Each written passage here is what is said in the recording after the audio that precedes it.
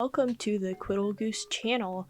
I'm doing something new, something different, something unheard of in quiddlegoose history, and that's doing a speed paint voiceover video where I talk about my OCs. Up to this point, I only have kind of trashy animatics from a million years ago, which are staying up, by the way, for archival purposes, I guess. But yeah, I just wanted to try something new, do something a little different. It's always something I wanted to do, so let's get right into it. Enough about this and more into yapping about my OCs. So getting right into it, today I'm drawing a comic cover for what would be the first issue of my space western story, Escape Infinity. And that being said, Escape Infinity is not an actual comic yet, as much as I'd love it to be right now, but I just haven't gotten there quite yet, even though I've had this group of OCs and I've been working on this story for almost 3 years now, which is kind of crazy. But they've mostly existed in various doodles and illustrations I've done over the years, and so they've only really known a life of the white void and random shapes and colors. But they will be a real comic, hopefully soon, but probably later, and my OCs will be real, and I will not rest and I will not die until they are real. It will be my life's work, truly. But yeah, enough about that, and now let's talk about OC lore a little bit, because that's why I've trapped you here, is to talk your ears off about my OCs. And we'll start with, I guess, the world building kind of backstory behind humans in Escape Infinity, because in the story itself, it takes place about 300 to 400 years after the Earth exploded. And the Earth exploded because when it was still around, humans had totally exhausted all resources, mostly sources of power on Earth, just because they had ruined the environment so much up to that point. So they're like, hey, let's extract power from the core of the Earth, which is the smartest thing to do. But like several scientists at the time were like, hey, don't do this, the Earth will explode if we keep doing this. But no one listened, and they kept doing it anyway. And so then it got to the point where scientists were like, okay, there's no going back now. Like, there's nothing we can do to fix this. The Earth is going to blow up in the next century.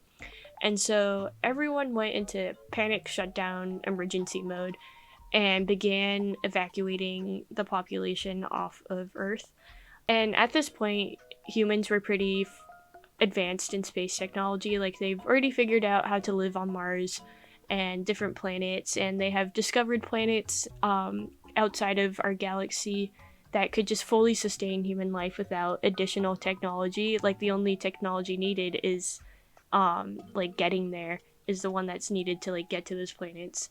And they like, there were people and like little societies like living on space stations already, and so they're pretty easily able to evacuate a large portion of the population off the Earth before it exploded. And then it exploded, yeah. And so that's why there's humans kind of just running around space. And they kind of just went everywhere. They kind of just went on their own, doing whatever. But in present Escape Infinity, they, like, humans don't have a lot of knowledge on Earth and what it was. Because a lot of that knowledge was just lost to time. There was a huge space station they had made that was the size of a dwarf planet that they called Humanity, and they had uploaded like all of Earth's history onto the space station, and had like important objects that were important to people on Earth and were specific to Earth. So there's like the Earth's soil on there. There was plants that could only be found on Earth and animals that could only be found on Earth. It was kind of, thinking about it now, it was kind of like a futuristic sci-fi Noah's Ark. But it drifted off into deep space, and like it was just lost. Like, no one could find it, and no one knows what happens to the people on board that space station. They probably are dead by now. And so this space station called humanity has just become sort of a myth and legend to humans. To some humans, it's even like a god, like they consider it a god. And yeah, so that's sort of the background of why there's just like humans running around, and why there's no Earth. And shout out to my brother for helping me come up with how the Earth exploded. People with younger brothers, you know this, but somehow they just know everything and you don't know how they obtained that information. And my brother is very smart and has all of this knowledge. And so whenever I have questions about anything, I just go to him, and he's very fun to bounce ideas off of. But yeah, so shout out to him for helping me with figuring out how the Earth exploded. But yeah, now on to my funny guys, my OCs. Enough about the Earth exploding. This comic cover that I'm drawing has the two main characters, I would say, Jed Jupiter and Boomslang. Jed Jupiter is the main character, though. His full name is Jedediah Jupiter. And yes, he chose that name because I don't know, I guess he has like a soft spot for alliteration. And also he did go to Jupiter to get more stupider. But he is an outlaw, and he has the biggest bounty on his head across several galaxies, actually. And so a lot of people are chasing him to capture him and turn him in to collect that bounty. And so he skedaddles a lot, and he's always running away from everything. But the reason he has such a huge bounty on his head is because he has stolen from so many rich and powerful people across several galaxies. And so they've put out a bounty for him because they're just sick of this guy stealing things from them all the time. And he's also made enemies with basically every other outlaw there is. And so no one likes this guy. So he's running around getting into a lot of trouble all the time. And he's always pulling heists. And he's a big con man. He lies a lot. And he's not very trustworthy. He's very like sly and full of himself. But he's also pretty stupid. And it's kind of miraculous how he's been able to get away with so much all the time, and how he's always able to just like very nearly escape everything. But yeah, he is my stupid son that I hate, and I say that with all the affection in the world. He's probably one of my favorite OCs that I have.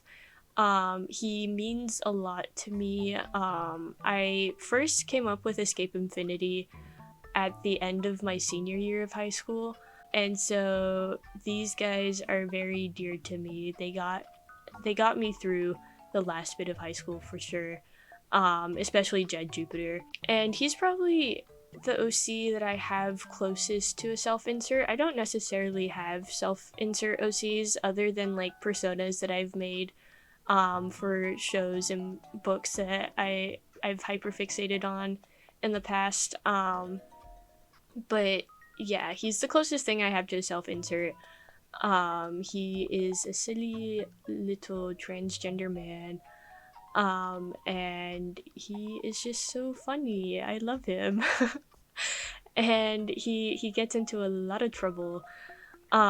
He does have a tragic, sad backstory. His parents were, he doesn't know his parents at all. They abandoned him at a orphanage, pretty much the moment he was born. So he doesn't know them, he doesn't have any way to contact them, and it's like impossible to find them because, you know, space is so big, there's so many people, there's no way he would be able to find them. And they don't really serve any purpose to Escape Infinity at all. Like, they never show up, and they're like mentioned maybe once or twice. I don't want them to be a big part of Jed because they abandoned him, and he does not he does not care about them, and like he is a little curious about who they are, but ultimately it doesn't matter to him that much, because like he's found his family already, and he doesn't need to find his biological family. But yeah, he was abandoned at this orphanage, which turned out to be this super evil space cult.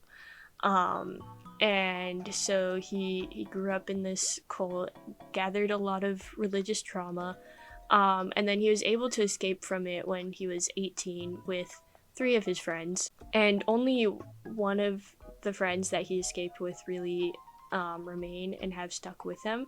Technically 2, but I won't go into that too much because it would be spoilers. I don't want to give too much away about Escape Infinity, especially if I want this to be an actual comic. But yeah, they had all grown up in this orphanage together, and they all hated it, and they all escaped it together. And now it's just Jed and Enzo running around, doing whatever. Enzo is his childhood best friend. I will probably talk more about her in a future video where I actually draw her. I'm thinking about doing a video where I actually make a height chart for everyone in Escape Infinity, just because I kind of need to solidify a few of their designs a bit more, and every time I make a height chart for them, I always end up hating it, so I want to make one that I truly love and like. But yeah, perhaps I'll go into Enzo in a different video, and the other characters as well. But yeah, that's pretty much Jed Jupiter. I love characters that are like very silly and fun, but actually have this like super tragic, sad backstory. I feel like it's probably a little cliche and maybe overdone at this point, but I am a sucker for it. And that's very much Jed Jupiter. And then on to Boomslang. He is considered the best bounty hunter across several galaxies. He's super intimidating, super grouchy. People are super scared of him. Oops. I hit the mic. But people are super scared of him, and because that's how he presents himself. He has that resting bitch face. But inwardly, he's very awkward and anxious. He's terrified of talking to people and doesn't want to talk to people at all. So it works out for him that he's so intimidating, because no one wants to talk to him anyway. And that, I feel like that's another sort of trope that's done a lot, where it's a big hunk, grouchy, intimidating man that actually is a huge softie, which is very much who Boomslang is. And Boomslang is his bounty hunter name. His real name is Nox Cassidy. Boomslang is a kind of venomous snake, and it's his bounty hunter name because he uses snake venom in his bullets, to sort of like slow down targets or paralyze them, and also use it as leverage against them, because he has a huge hyperfixation on snakes, because yes, Boomslang is autistic. I think both Jed and Boomslang have autism for sure. And but yeah, and so, but his real name is Nox Cassidy, as I mentioned before, and the Cassidys are a known like super rich and powerful family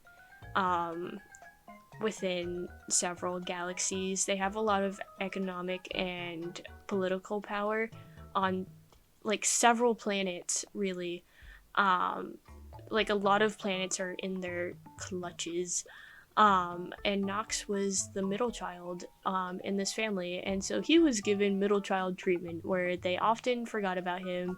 They didn't really look his way. They didn't really care about him. And on top of that, they were pretty awful to him. And so when he was 17, he got sick of it and just ran away, and they never even bothered to go after him. And so he's started to live this life of being a bounty hunter, and in present Escape Infinity, he's been a bounty hunter for like over 10 years or so. But yeah, Boomslang doesn't typically go after huge bounties. He doesn't like having like all of that attention on him. He goes after smaller ones.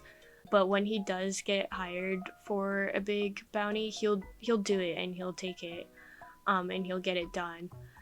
So he was personally hired to capture Jed Jupiter, which is how they are forced to meet.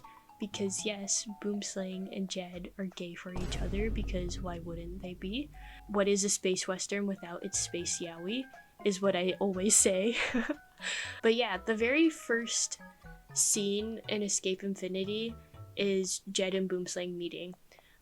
Because Jed is also a self-proclaimed bounty hunter, even though he has the biggest bounty on his head, because he's stupid and always finds a way to get himself into like more trouble than he needs to be. And so he waltzes into this established bounty hunter bar, and like Boomslang's sitting at the bar, and the moment Jed walks in, he's like, okay, I know this is Jedediah Jupiter, but Jed doesn't realize that that's Boomslang sitting at that bar.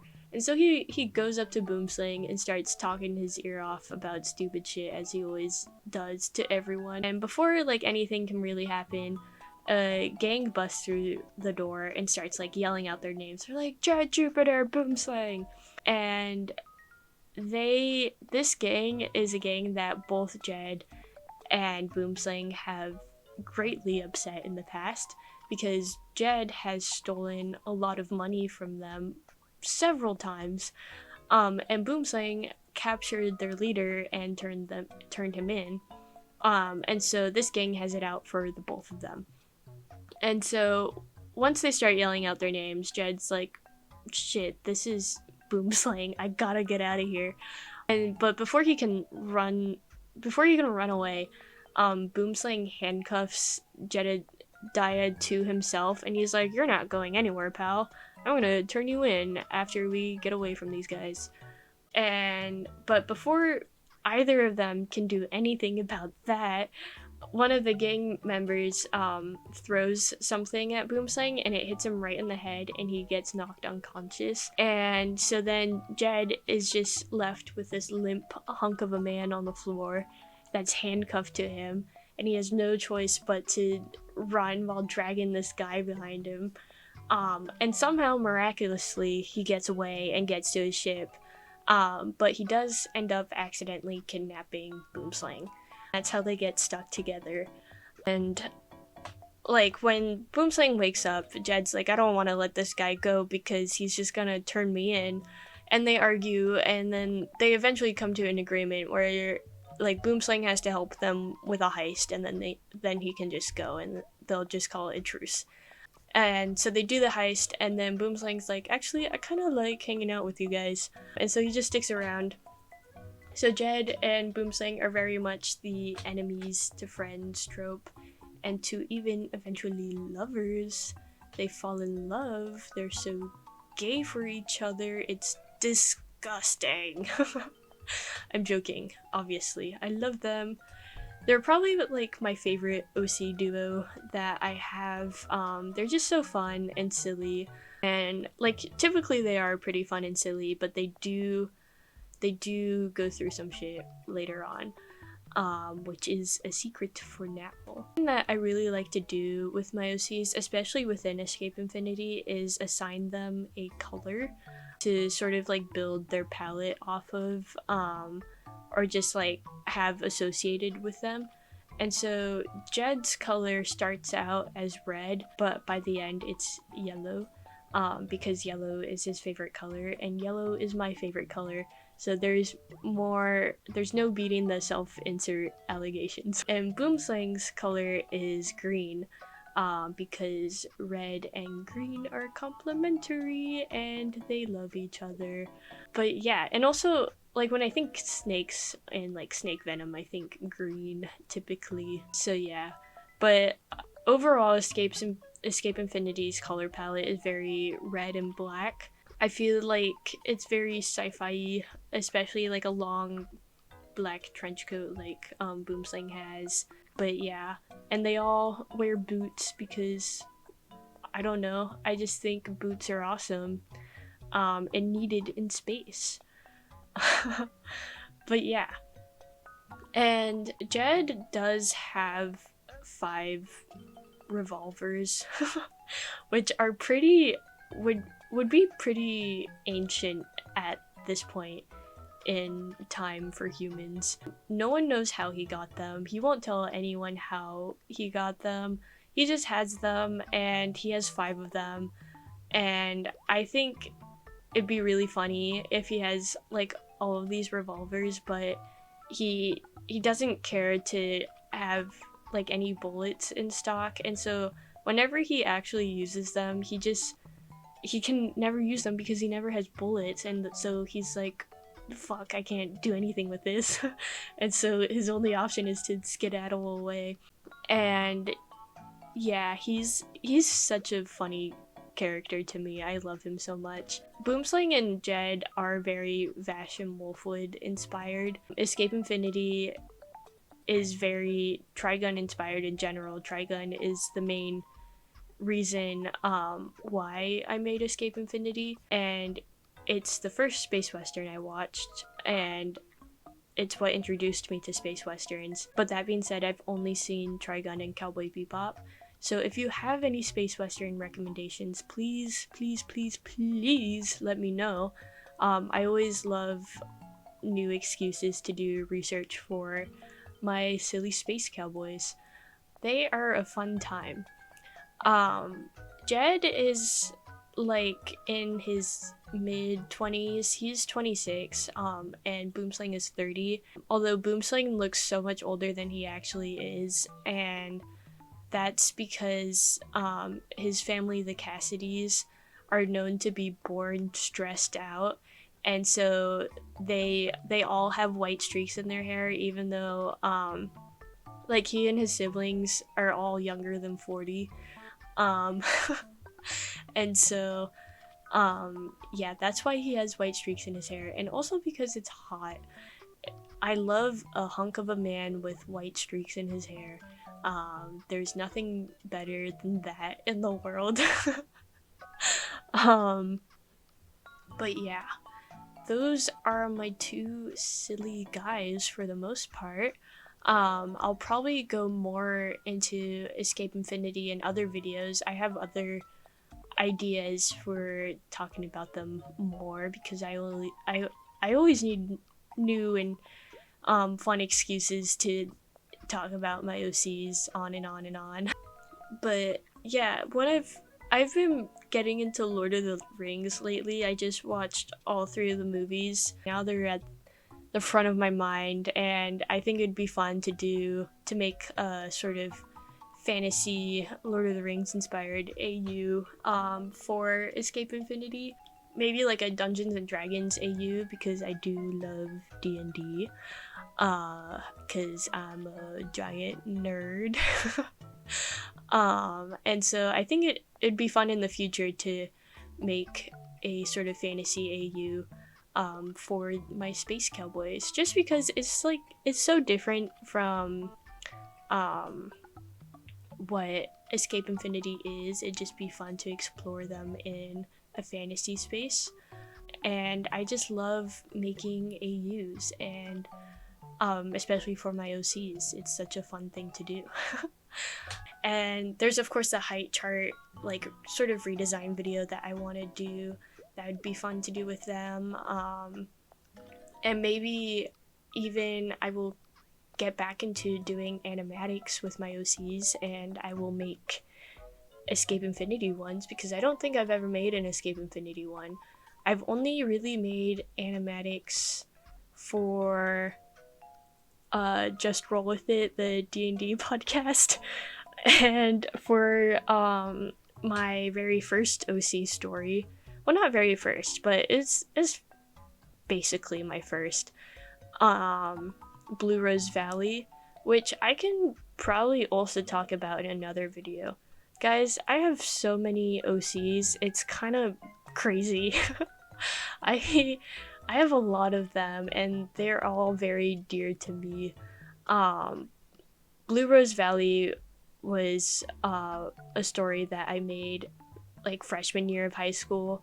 And it stuck with me throughout all of high school, so it's very important to me. And I should probably make a video about it because there's a lot going on in there, even though it's kind of a mess and kind of bad.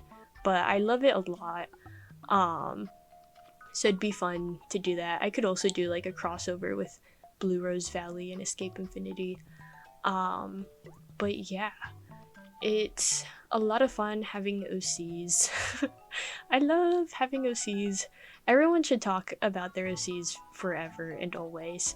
Um, it's like the best part about having OCs is telling everyone about them.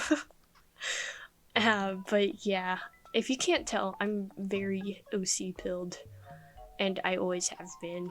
They are my pride and joy. And they're the reason I do anything, really. I gotta do it for my OCs. Um, but yeah, um, a little more about what I'm drawing, I guess, since I've spent so much time talking about my OCs. I am currently working on art school applications. Some of you may know this. And that means putting my evil portfolio together. And those of you who have had to put your portfolio together or are putting your portfolios together, you know my pain and suffering. It's probably one of the most agonizing processes on the planet.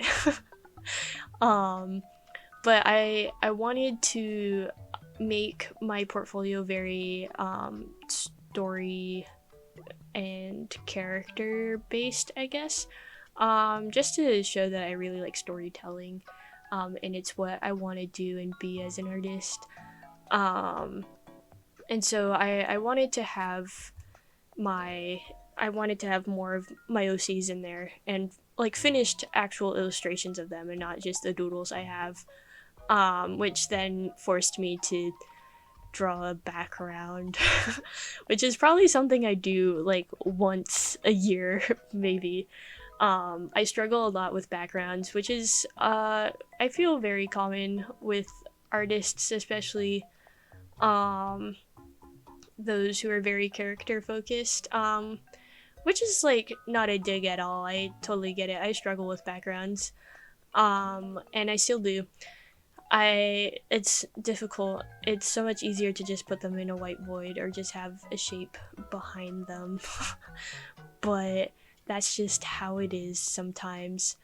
But for this cover, I wanted it, since I'm considering it like first issue cover or whatever, I wanted it to only feature Jed and Boomslang, to show like, hey, these are the main guys. But focus mostly on Jed, because he is the main guy. He is that bitch. And I wanted it to be fun, lighthearted, super actiony. I had like other cover ideas, but those would be more fitting for like later issues or whatever, because they're a little more about the villain and are kind of daunting and scary. But yeah, I will say that the villain's name is Infinity, which is why the story is called Escape Infinity. Whoa. And it's kind of like eldritch space horror, a little bit kind of cryptic, and of course religious themes, because of Jed's religious trauma. And yes, it has to do with the evil space cult he grew up in. But like I said, I'm not gonna give too much of it away yet. It's a secret, and yeah. But that's a little tidbit on it. And yeah, I am bouncing around a lot in what I'm talking about, but I struggled a lot with this drawing. It took me a whole week to draw, and 2 of those days were purely just thumbnail sketching. And because I struggled with so much on what I wanted it to look like, but I eventually landed on this. And I struggled through it even more. But I'm very happy with how it turned out. It turned out fun, and I think I did pretty well with the colors, and making it exciting and pleasing to the eyes. My favorite part of the drawing process is definitely the coloring part. I don't even really know that much about color theory, and this is coming from someone who just got their associates in studio art. But whenever they started talking about color theory, it went in one ear and out the other. I've always kind of just like eyeballed it, and it's worked out for me to this point. So I think I'll just keep doing that. But yeah, I had a lot of fun drawing this, despite all of my struggles, and I'm super happy with how it turned out.